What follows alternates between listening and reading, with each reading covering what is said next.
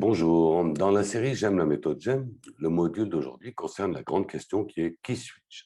Ou quel intérêt à se connaître? C'est quoi être soi, être moi? Eh bien, en fait, quel est l'intérêt à se connaître? Vous allez voir qu'en fait, il est assez intéressant de le découvrir.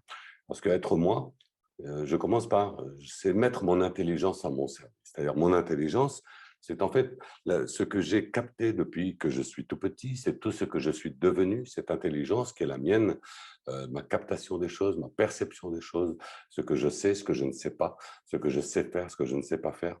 Tout ça, c'est toute cette, on va dire, tout ce que vous avez capitalisé de cette intelligence qui est la vôtre, la mettre d'abord à votre service. C'est ça le plus important, cette vision-là pour démarrer, cette façon d'envisager d'être soi. Ensuite, être soi, c'est quoi? Être moi, c'est ne pas paraître.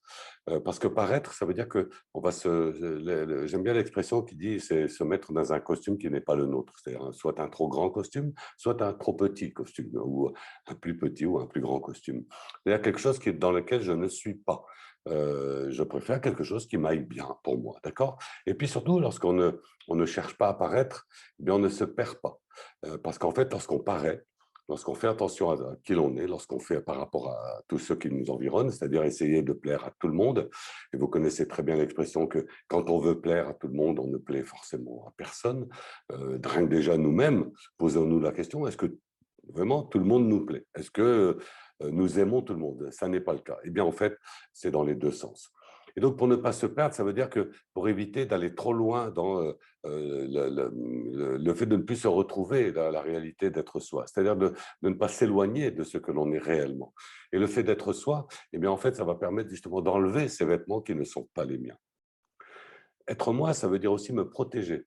Ça veut dire que me protéger, le fait que je veille sur ce qui m'environne, le fait que je veille sur moi au milieu des autres et ainsi de suite, ça va me permettre justement de prendre une petite distance et de me protéger. Ça veut dire que dans l'action que je vais vous proposer, dans la manière d'agir pour justement découvrir la personne que vous êtes, vous protéger, ça veut dire, c'est prendre, une armure, c'est vous faire une armure, c'est prendre justement des boucliers, c'est utiliser, tous ces outils. Je ne vais pas dire des armes, hein, c'est pas ça, parce que c'est de la protection. Donc il y a pas d'armes dans notre manière de fonctionner, même si pour certains c'est le cas, mais c'est surtout pour, veiller à justement que rien ne vienne me perturber. Donc se protéger, c'est justement ne pas tout accepter. Se protéger, ça veut dire que à partir du moment où je sais qui je suis, comment je fonctionne, eh bien à partir de là, je vais éviter tout le parasitage qui viendrait venir perturber la personne que je suis. Être moi, c'est me nourrir. Il y a plusieurs nourritures, hein. Il y a la nourriture terrestre, hein, ça veut dire le manger, boire et ainsi de suite, mais il y a aussi la nourriture spirituelle, la nourriture intellectuelle. Donc, vous allez faire des choix, c'est-à-dire vous allez, c'est comme au restaurant, si je puis dire, c'est-à-dire que vous allez avoir un menu. Et dans ce menu, vous allez écouter la personne que vous êtes intérieurement pour orienter vos choix dans cette nourriture par rapport à de quoi avez-vous besoin à ce moment-là. Qu'est-ce qui voilà, qu'est-ce qui va vous aider à vous épanouir?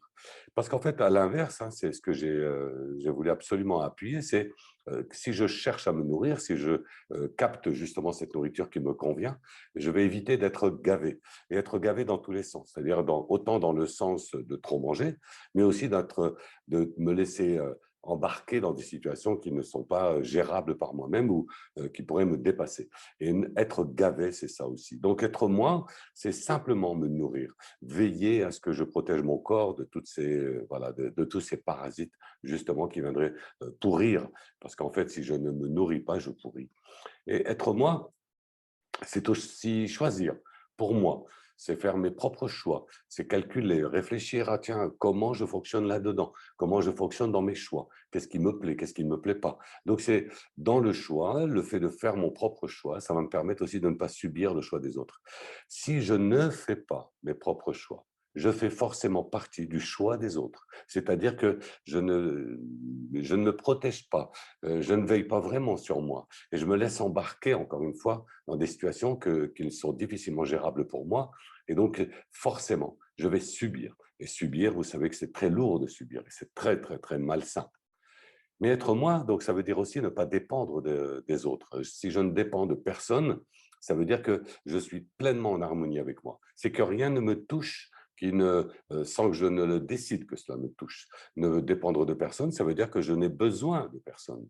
Ne dépendre de personne, ça veut dire que justement, j'ai ma totale liberté dans mon fonctionnement, dans ma manière d'être. Je ne dépends de personne. Si je suis avec quelqu'un, c'est que j'ai décidé d'être avec cette personne. Si je travaille dans cette entreprise, c'est que j'ai décidé de travailler dans cette entreprise, de collaborer avec les personnes qui m'entourent. C'est cela, de dépendre de personne. Être moi, c'est aussi entendre mon corps chuchoter. J'aime beaucoup cette vision-là parce qu'en fait, ça permet justement d'être pleinement à l'écoute de soi. Si je suis pleinement à l'écoute de moi-même, eh bien, je vais sentir des choses qui ne me conviennent pas ou qui me conviennent. Donc, à partir du moment où je vais sentir à l'intérieur de moi des petites choses qui commencent seulement à bouger, à me faire sentir voilà, ce chuchotis qui vient du fond de mon corps, c'est à partir du moment où je le sens au début, je vais pouvoir corriger. Si j'attends que mon corps crie, ça veut dire qu'il souffre. Donc, si j'attends qu'il souffre pour réagir, ben, je perds du temps, je perds de l'énergie, je perds de la gestion de moi. C'est ça qu'il faut éviter. Et le fait de pouvoir travailler, quand je travaille sur moi, quand je découvre la personne que je suis réellement, je vais pouvoir vraiment tranquillement sentir comme les vibrations que mon corps m'envoie, que mon corps perçoit, qu'il me transmet. Et à moi de les traduire de telle sorte que justement j'évite que ça aille au-delà de ce chuchotis sur lequel je vais pouvoir intervenir. Être moi, c'est aussi avoir envie d'agir. Le mot envie, j'aime beaucoup. Pourquoi? Parce qu'en fait, il me rappelle à une expression de Jacques Brel qui dit le talent est dans l'envie. Et j'aime beaucoup cette manière de voir les choses. Et quelque part, d'expérience, je vous assure que c'est un mariage merveilleux, ça. Le talent est dans l'envie. C'est-à-dire qu'à partir du moment où j'ai envie, rien que déjà le mot en soi, ce vocable est assez agréable à entendre et à dire. Avoir envie des choses, avoir envie de faire, avoir envie de faire plaisir, avoir envie de partager, avoir envie d'eux, il y a déjà une démarche, il y a déjà quelque chose en nous qui nous pousse à nous faire plaisir à nous-mêmes. Parce que l'envie, elle vient plus profond de nous-mêmes. Et donc, l'envie d'agir, elle est là. Et non pas agir par obligation, c'est-à-dire ouais, juste pour faire plaisir aux autres, et puis moi, ben, on verra plus tard. Donc, en avoir envie, c'est la base justement de cette personne que vous êtes, c'est vous donner envie d'être, envie d'exister, envie de faire et de partager. Être moi, c'est aussi savoir dire non. C'est une grande difficulté dans la vie de savoir dire non. C'est très, très, très délicat, c'est très difficile, ça s'apprend, ça n'est pas facile. Mais remarquez quelque chose qui est assez contradictoire. Vous savez, quand on vous pose une question, et, la réponse peut être oui ou non. Lorsque la réponse est oui, bizarrement, les gens se satisfont de cette réponse. C'est tout à fait, c'est presque, je dirais, normal et naturel qu'on dise oui. Et dès qu'on dit non, la grande problématique de notre époque, c'est dès qu'on dit non, on doit justifier pourquoi on dit non. Et c'est ça qui est embêtant. Donc, en fait, si on doit justifier le non, pourquoi on ne doit pas justifier le oui? Et il y a cette contradiction. Alors, le non doit s'accompagner d'un langage, d'une manière de dire. Il y a une manière de dire non. Il y a une façon de dire non, sans agressivité, sans en rajouter trop, sans trop d'explications. Cela s'apprend. D'accord? Parce qu'en fait, quand on arrive à dire non, eh bien, en fait, on est déjà dans cette liberté qui est d'être nous-mêmes. Parce qu'en fait, dire non, c'est une façon de nous protéger. Et donc, apprendre à dire non, c'est une base en fait, de l'intérêt à se connaître soi. Être moi, c'est aussi acquérir plus de sourire et moins de tristesse. Forcément, c'est lié.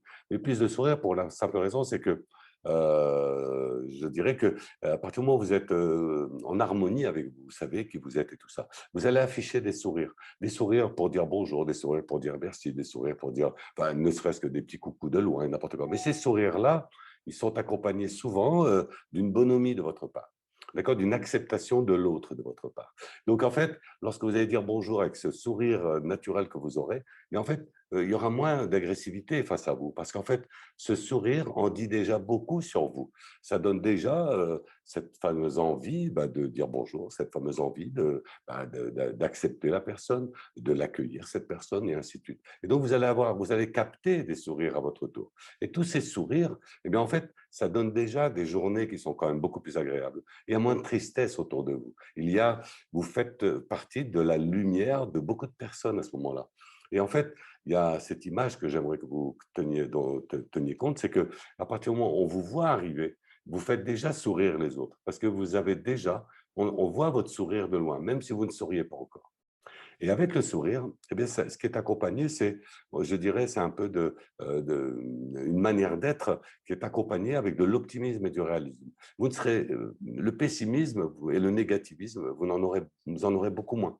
Il y a un lien naturel avec le sourire. Avec le sourire, il y a de l'optimisme et en fait, il y a du réalisme, c'est-à-dire que vous serez axé solution et non pas avoir le problème comme il est. Le sourire efface les problèmes. Le sourire donc apporte beaucoup de solutions dans ces cas-là et ça pousse les autres à trouver aussi des solutions de leur côté. Parce qu'en fait, vous les accompagnez d'une manière souriante dans tous les registres de la vie. Donc, vous voyez, être moi, ça veut aussi dire que c'est moins fatigant, puisqu'en fait, ça devient plus fluide. Cette harmonie que je vous propose d'acquérir en découvrant qui vous êtes, eh bien, ça va vous permettre d'avoir une facilité de vivre. C'est beaucoup plus simple. Ce n'est pas simpliste. C'est moins fatigant, c'est moins prise de tête, c'est moins calculateur. C'est plus, on va dire, on règle les problèmes plus facilement parce qu'en fait, les problèmes n'existent plus puisqu'on voit tout de suite les solutions, puisqu'on oriente les solutions. Et donc, les solutions apparaissent. Donc, il y a moins de stress. Il y a moins de, je disais, de prise de tête, mais c'est un peu ça. C'est-à-dire qu'il y a moins de négativité dans la vie puisque ça coule de source. On est orienté solution, donc c'est déjà beaucoup moins fatigant. On met beaucoup moins d'énergie pour faire le même travail qu'avant. Et c'est ça qui est intéressant dans le côté simple à vivre. Être moi, eh bien, c'est m'aimer moi-même, oui, c'est s'aimer soi-même, c'est aimer être avec soi, c'est profiter de soi, penser à soi sainement. En fait, j'ai mis sainement parce qu'en fait, il y a une expression que j'aime beaucoup, c'est de l'égoïsme sain.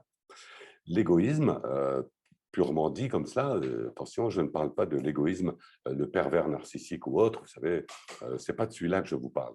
Je vous parle de cet égoïsme sain, celui que je vous propose d'acquérir, qui est celui où, en vous protégeant vous, vous protégez les autres. C'est-à-dire que vous allez acquérir une manière d'être, vous allez acquérir une manière de penser, de vivre et ainsi de suite. Et celle-là, eh bien, en fait, elle vous protège vous, mais forcément, autour de vous, les gens vont profiter de cette personne que vous êtes devenue, que vous êtes en train de changer et que vous êtes en train de devenir quelqu'un d'autre. Alors que c'est bizarre, ce n'est pas quelqu'un d'autre que vous allez devenir. Vous allez devenir vous. Vous étiez quelqu'un d'autre avant. C'est la nuance, elle est là. Et s'aimer soi-même, c'est le début d'une grande histoire d'amour que je vous invite à vraiment célébrer avec vous.